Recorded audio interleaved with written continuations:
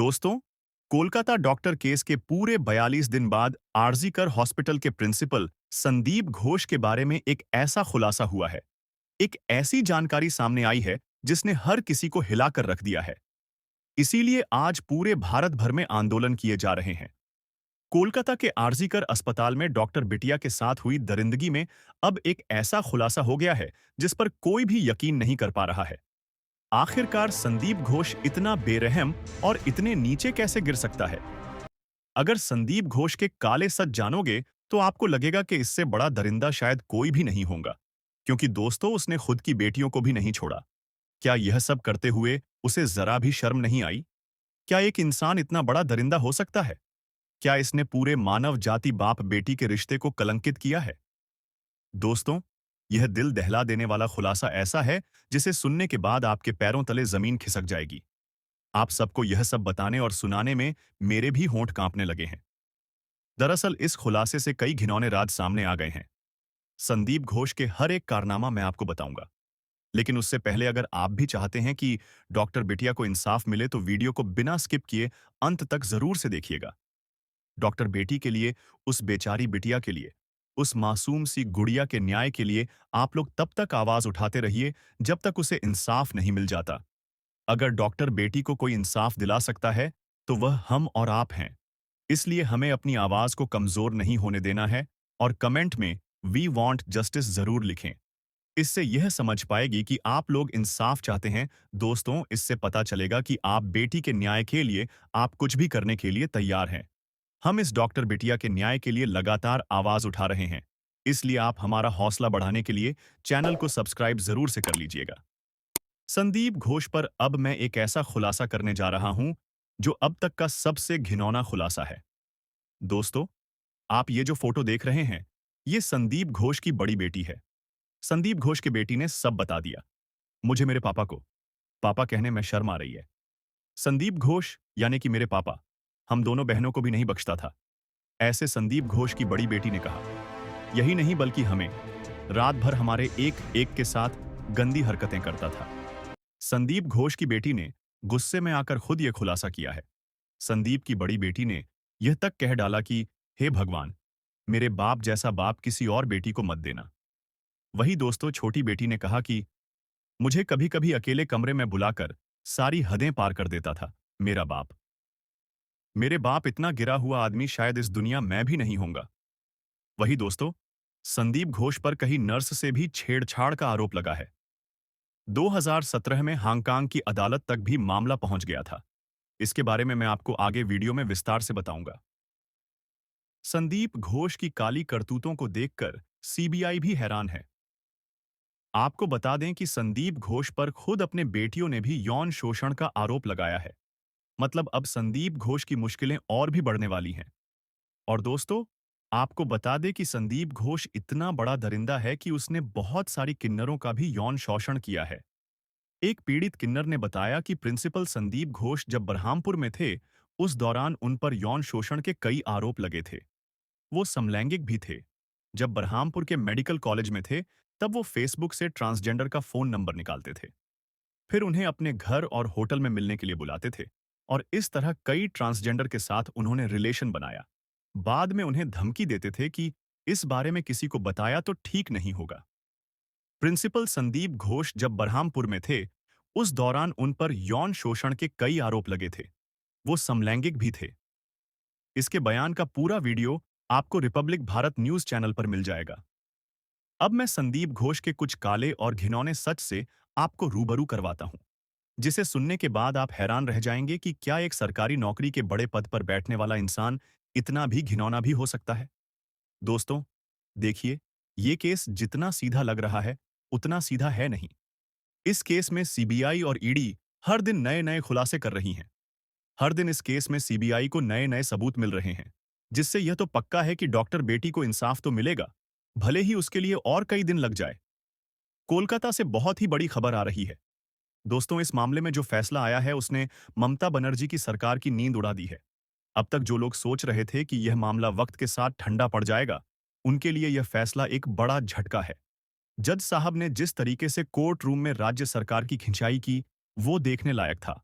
उन्होंने सीधे सीधे कहा कि यह मामला सिर्फ एक हत्या का नहीं है, बल्कि यह दिखाता है कि सिस्टम में कितनी बड़ी खामियां हैं।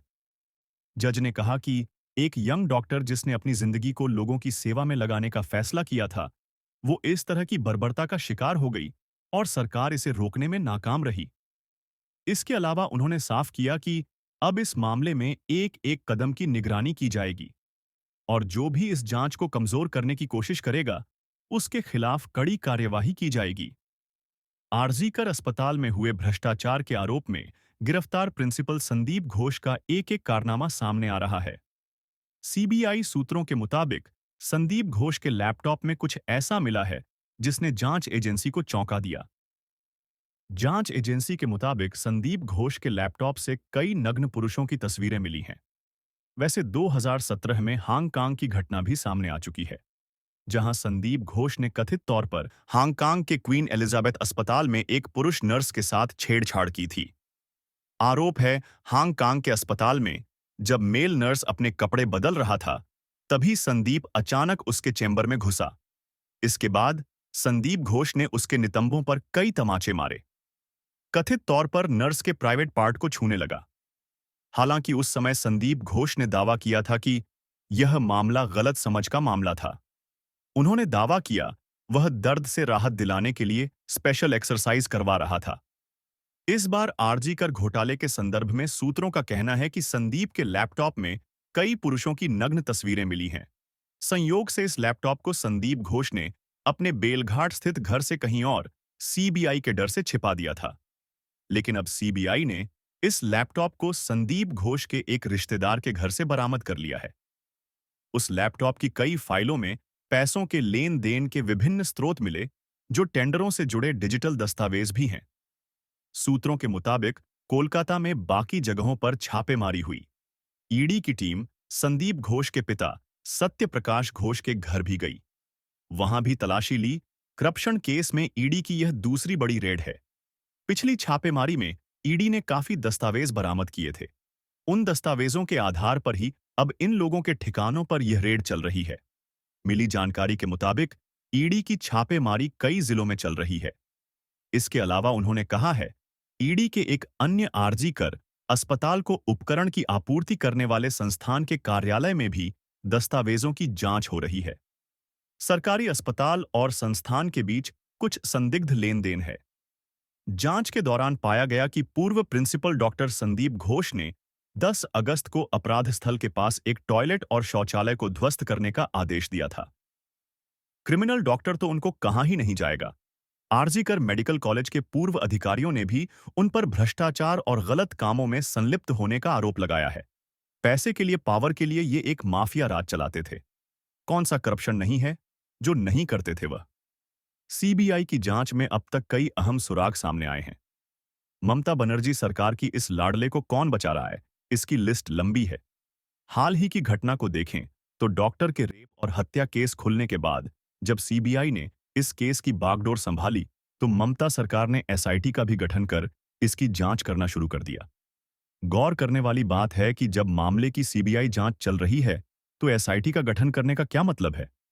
कल को अगर दोनों एजेंसियों की जांच अलग अलग दिशा में गई, तो टकराव होगा और केस का निर्णय निकलने में जबरन देरी की जा सकती है, जिसका फायदा संदीप घोष को मिल सकता है। अदालती मामलों में जांच के नाम पर टाल मटोल अक्सर आरोपियों के लिए फायदेमंद हो जाती है, और ऐसे कई उदाहरण हैं जिनमें मामला ठंडा होने पर अक्सर आरोपियों को क्लीन चिट भी मिलती देखी गई है। फिलहाल लाख कोशिशों के बाद भी इस बार संदीप घोष नहीं बच सका। ममता सरकार जिस दरिंदे को बचाने की लगातार कोशिश कर रही थी, उसे सीबीआई ने गिरफ्तार कर जेल में डाल दिया। आपको बता दें कि संदीप घोष ममता बनर्जी का लाडला था। उसके जन्मदिन पर ममता बनर्जी उसे चिट्ठी लिखा करती थी, और यही वजह है इस दरिंदे की गिरफ्तारी के बाद हर कोई ममता बनर्जी से इस्तीफा मांग रहा है। दोस्तों, सबसे पहले आपको बता दें कि ममता बनर्जी और उनकी सरकार पर आरोप लग रहे हैं कि डॉक्टर से और मर्डर मामले में वो किसी को बचा रही हैं। ममता बनर्जी के साथ साथ पुलिस कमिश्नर के भी पॉलीग्राफ टेस्ट की मांग की जा रही है। उन्होंने पुलिस कमिश्नर और ममता बनर्जी का इस्तीफा मांगा है। सीएम ममता बनर्जी पर बंगाल में तानाशाही का आरोप लगाया गया है। भले ही राज्य सरकार इसमें ढिलाई बरत रही हो, लेकिन केंद्र सरकार और सीबीआई इस मामले में पूरी तरह से सख्त हो चुकी है। दोस्तों, बताया जा रहा है कि सीबीआई के हाथ सारे सबूत लग चुके हैं। सीबीआई अपने फाइनल डिसीजन पर पहुंचने वाली है। 1-2 दिन में सीबीआई अपनी सारी रिपोर्ट को अदालत में पेश करेगी। उसके बाद डॉक्टर बिटिया के जो भी हत्यारे हैं, उन्हें फांसी दी जाएगी। दोस्तों, डॉक्टर बिटिया के हत्यारे को कौन सी सजा मिलनी चाहिए, उसके लिए कमेंट बॉक्स में अपने विचार जरूर दीजिएगा। और अगर हमारी मेहनत पसंद आई हो, तो इस वीडियो को लाइक करते हुए शेयर भी करें। अगर आपने अब तक चैनल को सब्सक्राइब नहीं किया है, तो हमारे चैनल को सब्सक्राइब करके बेल नोटिफिकेशन को जरूर दबाएं। हमारा आपसे अनुरोध है कि कमेंट बॉक्स में अपनी बात जरूर रखें, क्योंकि यह हम सबके लिए बेहद जरूरी है।